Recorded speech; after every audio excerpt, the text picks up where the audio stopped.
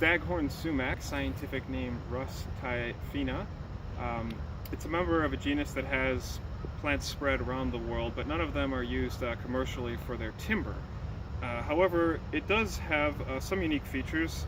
Our American variety, the Rhus typhina, has a very soft pith. I'll show you an example of that here.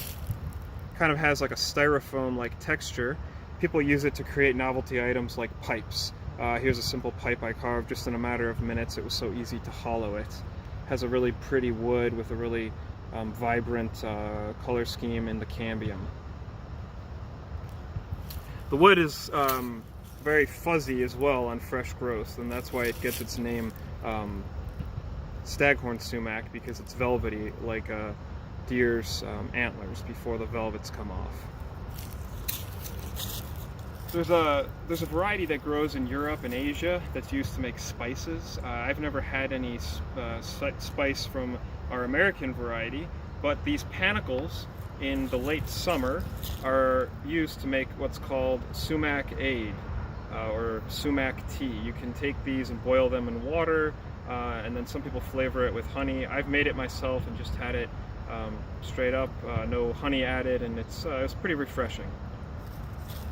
The tree likes open and disturbed areas, and it grows in these thickets like you can see behind me here. And if this wasn't mowed, this whole area would probably be taken over by this tree. It spreads out from one central tree, it sends roots out, and then all these little suckers come up everywhere.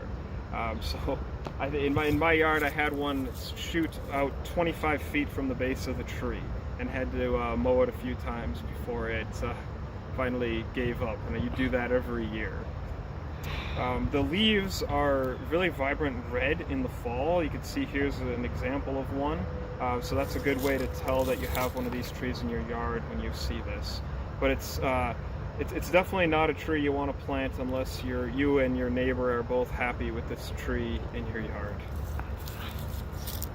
So Rhus typhina, Staghorn Sumac. To quote Frost, good fences make good neighbors. I think a corollary to that is only plant one of these trees near your property line if you and your neighbor both want this tree.